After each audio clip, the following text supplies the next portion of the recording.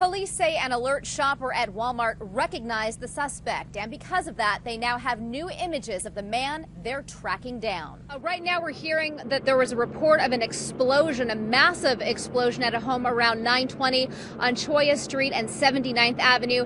As you can see behind me, it is a very active scene. But right now, I am looking north and watching a thunderstorm roll in, and gusts associated with that could pose a real threat to firefighting efforts. Well, this happened in the parking lot behind me. The woman is concerned that by hitting her, the driver might have been trying to knock her out so that she wouldn't be able to fight him off. 21-year-old Alexander Santiago is being held here in the Pinal County Jail. Florence police say he walked up to their station this morning and essentially turned himself in. What we have is rain from this past weekend coupled with today's downpour, and that has resulted in several flooded roads.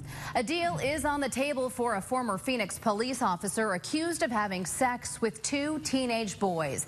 But Chris Wilson wants no part of it. CBS 5's Donna Rossi is live in our... Border Patrol agents who fatally shot a teenager through the border fence say the teen was throwing rocks at them, and they want a civil lawsuit thrown out. Governor Doug Ducey has made some bold promises to improve education in Arizona, but a growing number of school districts aren't buying. The Chicago Cubs have a new manager this season and a new outlook on finally ending a century of losing. Free donuts for life. It's true, and we will tell you how to get them. That's one of our 5 stories in 55 seconds. But Arizona's Department of Child Safety has been put on notice. They're being closely watched by the committee charged with making sure the massive problems within that agency get fixed. CBS 5's Donna Rossi is live at the Capitol with more on that. Donna?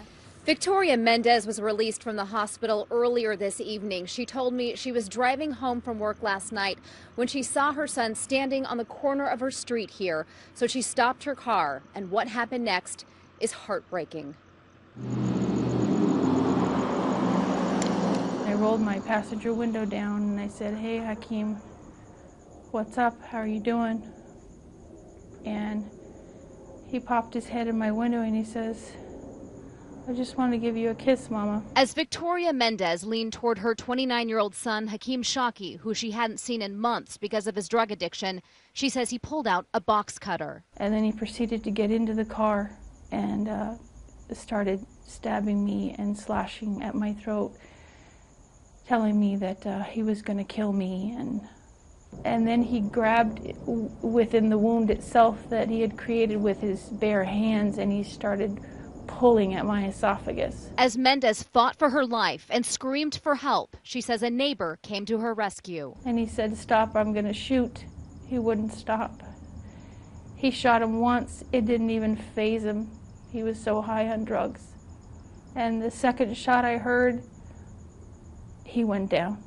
Mendez is now beginning a painful recovery and mourning the loss of a son she feels she truly lost to crystal meth, not to the man who pulled the trigger. There was nothing else you could have done. And as sad as I am to lose my boy, you did the right thing. And I thank you for my life. In Glendale, Rebecca Thomas, CBS 5 News. This is the 4th time that Pamela Koss has gone door to door in that neighborhood. She is convinced that someone knows something that could solve her son's murder. Hi. My son was murdered 20 months ago in this house across the street. I'm still trying to find justice for him. Passing out flyers in this West Phoenix neighborhood, Pamela Koss is determined to make sure no one forgets what happened to her son on January 8th, 2012, just after midnight. I don't want to let this case fade. Okay. Anything that you remember, you recall, please call. 19-year-old Fabian Cano was killed in a drive-by shooting at a party at this house on West Clayton Drive. Whoever did it is still out there. You haven't heard anything? And you haven't either, huh? No, I haven't. The unsolved murder of her only child haunts Koss every day. To see my pain, that I live with this 24/7.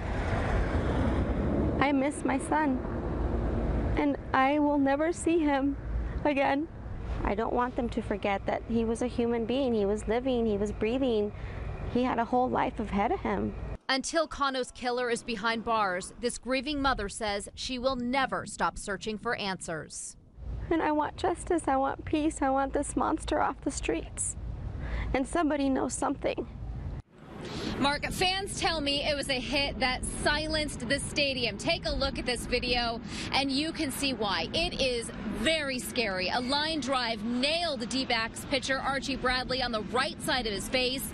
That hit knocked him to the ground, and fans who saw it happen were horrified. He went down so fast, the ball went right at his face. He had no chance to protect himself. Goes down flat for, seemed like forever, and everyone was like in awe with their hands over their face, like in tears. We wouldn't know. Bradley eventually was helped off the ground and was able to walk off the field. He gave a thumbs up, much to the relief of fans. And both teams were applauding and very concerned, but it was a good moment. That's what happens in athletics, and he went down, but he got back up. Everyone just started cheering, stood up for him, gave him a standing ovation, and he gave a thumbs up, and then the game went on. Now, at the very least, Bradley's face is swollen. We do expect to get a full medical report from the D-backs any minute now that game is over. Reporting live in Phoenix, Rebecca Thomas, CBS 5 News. Coyotes typically don't stick around when they see us, but not only did this one stay, it chased some golfers until it got what it wanted. Oh my God, he's like running. A group of ladies hit the link Saturday and had one wild game of golf. He ran up to us just like a dog, and but then I thought to myself, wait, this isn't a dog, that's a coyote.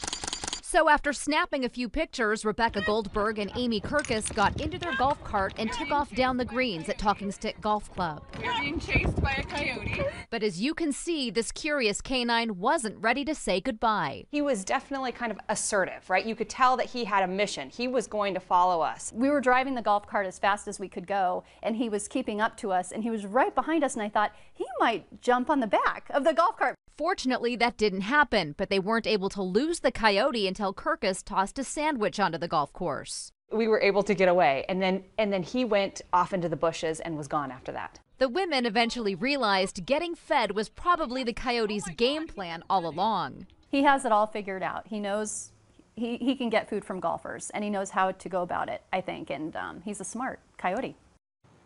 Both ladies say from now on, they won't bring food on a golf cart. Now, if you'd like to see that video again, we have the clip on our website, cbs5az.com. Jessica Ford says she found black mold in her apartment here at Laguna Village. And what's more, she says management is doing nothing about it. I woke up in the morning and my ceiling was gaping open. Jessica Ford says during Monday's storm, water began gushing into her apartment. She immediately called management, which sent over an industrial fan. They plugged it into this outlet while my wall was still damp. You can see obvious water damage to her daughter's room, with water pockets bulging from the ceiling. Wednesday, a maintenance crew cut it open. What Ford saw shocked her. Mold, tons of black mold. Again, she called management to report the problem and got this response from Laguna Village's corporate office Thursday. That drywall has a colored backing on the back of it, and that is what the discolored spots are. It's actually not mold, and there's no mold that's been seen.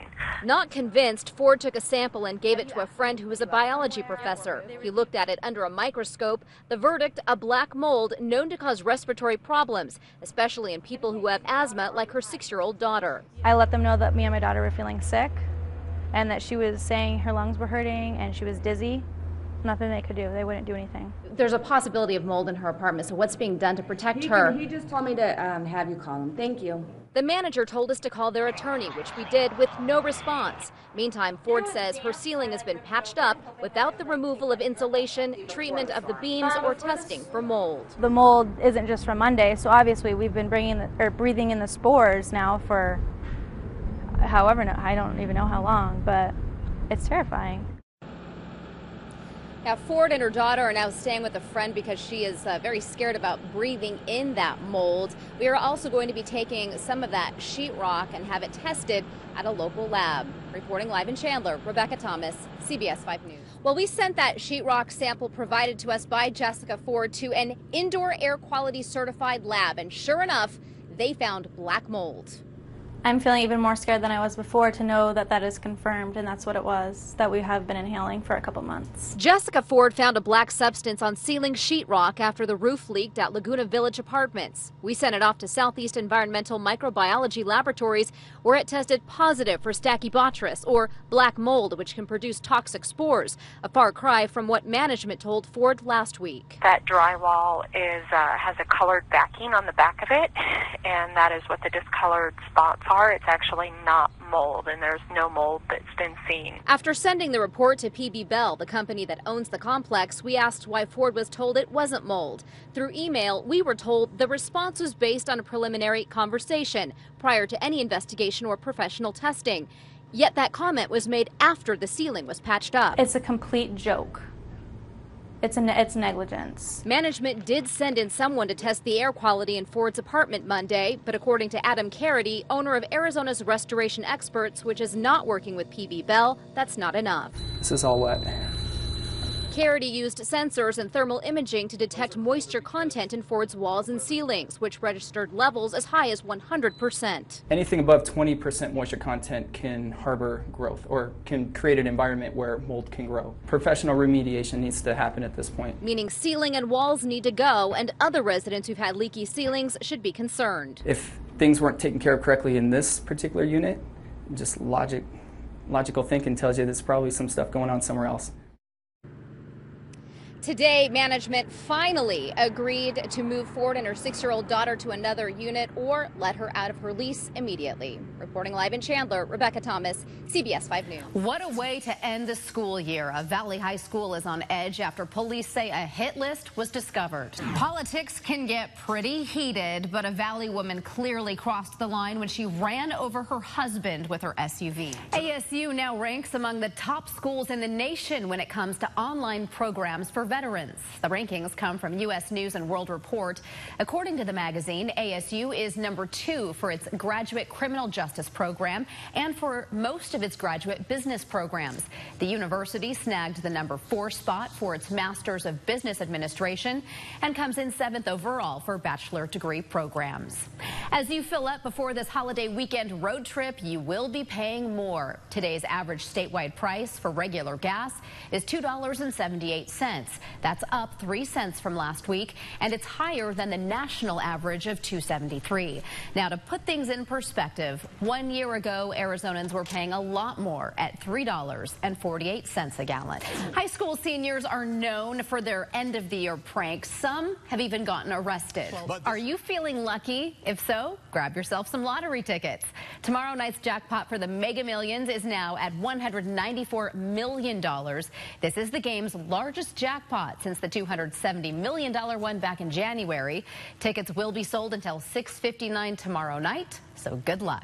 DNA on the crust of some leftover pizza helped Washington, D.C. police ID an accused killer. Medical bills that go unpaid can lead to financial ruin, but what if you really can't pay? CBS 5 advocate Dave Cherry says try negotiating, and he's here with advice on how to be successful at it. Being a war veteran is honorable and noble, but it doesn't always make it easier to find a job. Take a good look here. This sketch was just sent into our newsroom. Does this man look familiar to you? Tempe police say he is wanted in connection with a sexual assault. It happened in the early morning hours on Sunday near 5th Street and Beck Avenue in Tempe. Police say a woman was walking when a man came up from behind her, tackled her to the ground, and sexually assaulted her. The victim says she didn't recognize the man who attacked her. If you've seen him, call police. Most of us have a favorite restaurant, a local mom and pop shop that we go to over and over. We all know those names, right? But those places are actually disappearing now from the Valley landscape. Our Dennis Welch went to find out why. Getting your child into college is important, but making sure they have the skills to get a job is critical to success. Tanya Mendez tells us about a new partnership that's benefiting those students and the community.